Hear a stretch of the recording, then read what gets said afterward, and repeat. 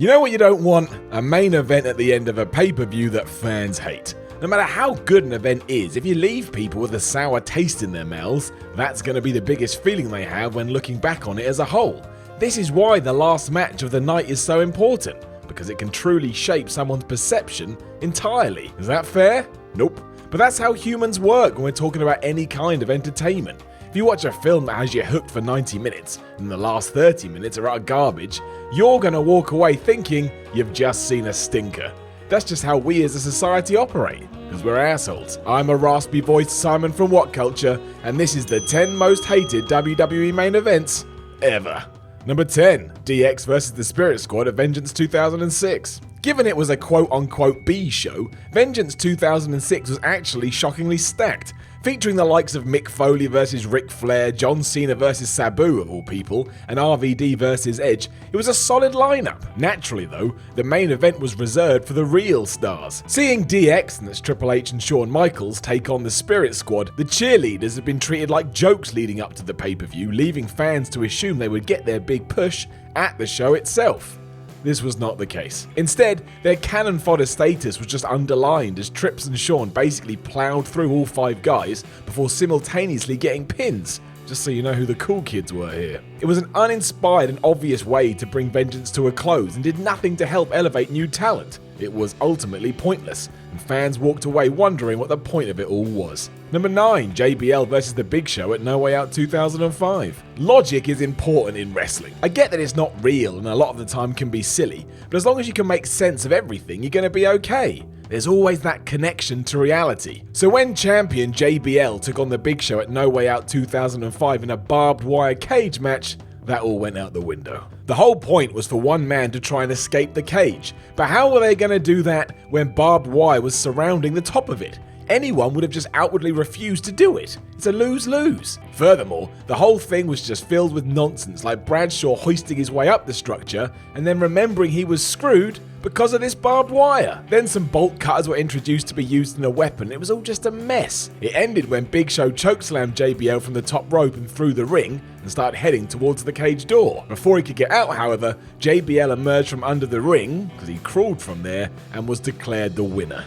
This was not good. Number 8, Bam Bam Bigelow vs Lawrence Taylor at WrestleMania 11. A lot of WrestleMania's main events have been disappointing. That's not really that much of a surprise. But when a celebrity is involved with one, it doesn't exactly go to plan. That's worse. So when NFL superstar Lawrence Taylor took on Bam Bam Bigelow at WrestleMania 11, they took the last spot of the night, all it really did was help the WWE get some mainstream attention. For fans that night, they just had to suffer through it. While the match wasn't bad and Taylor was actually alright all things considered, this was still a non-wrestler bringing the show to a close and he was limited in what he could do. Furthermore, Taylor won, ruining the aura Bam Bam had going forward. There was so much hoopla around the situation it didn't need to go on last. It could have easily have worked if it had been placed in the middle of the card. The fact it wasn't just put a down note on the whole event though. Number 7, The Undertaker vs the Dudley Boys at the Great American Bash 2004. If it wasn't bad enough that Eddie Guerrero had lost the WWE Championship to JBL earlier in the night, the Great American Bash from 2004 got worse when main event time rolled around. Pitting a returning original Undertaker against the Dudley Boys in a handicap match, a stipulation was added to proceedings to really spice things up. Taker's longtime manager Paul Bearer would be locked inside a glass tank.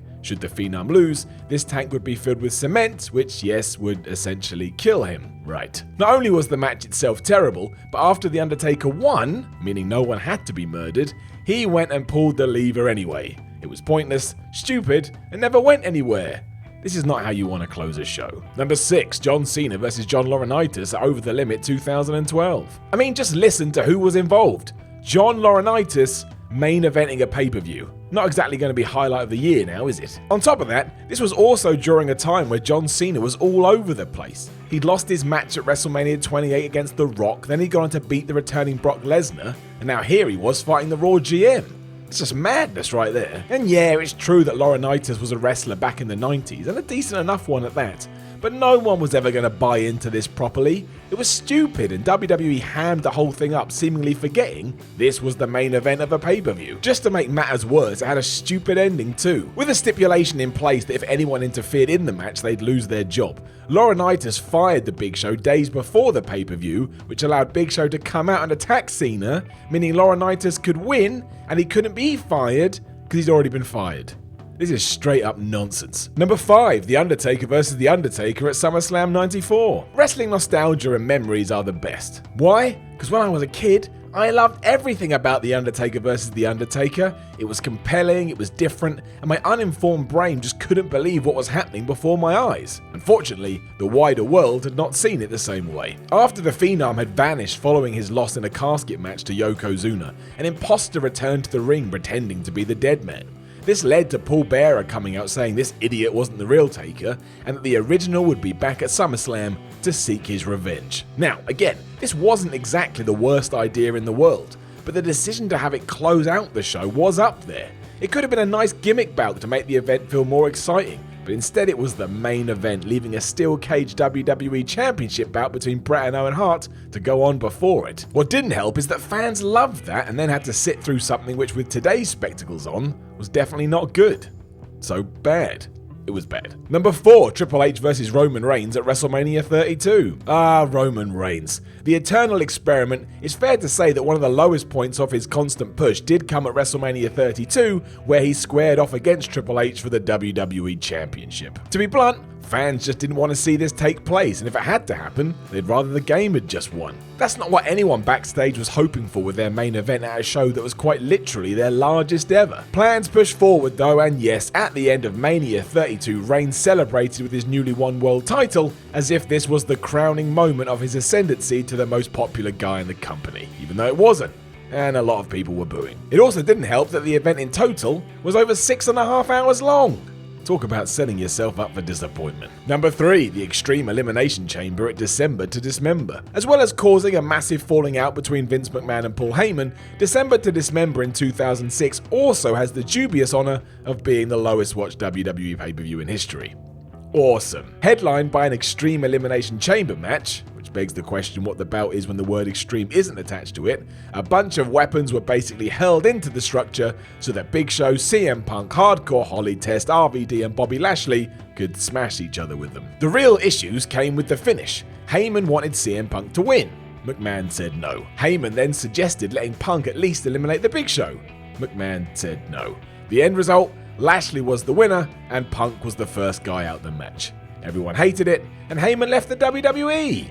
What a success. Number 2, Diesel vs Mabel at SummerSlam 95. Fans were well mad when Mabel won the King of the Ring tournament in 1995, hoping that, someone like The Undertaker or Shawn Michaels would have their hand raised. They balked when it was given to the former member of Men on a Mission. This did lead to Mabel becoming the number 1 contender for Diesel's World Championship, and that's doomed for failure right there. Who could have possibly have thought this would have been good? And guess what? It wasn't. Going just shy of 10 minutes, it felt like it went on for 56 years. Featuring a Lex Luger run-in, Diesel just clocked him, and then clocked Mabel too with a clothesline, and he just won.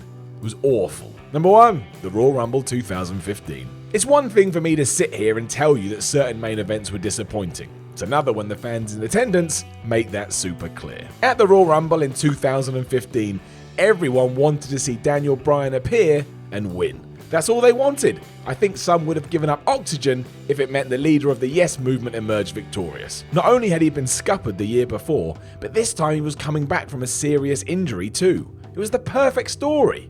Well, it would have been anyway.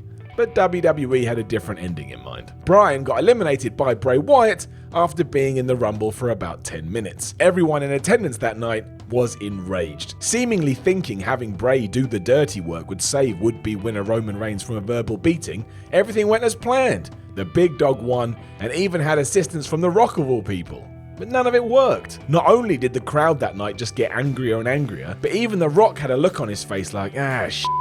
I've made a huge mistake. It was a terrible ending to the show and everyone went home with a bitter taste in their mouth that night.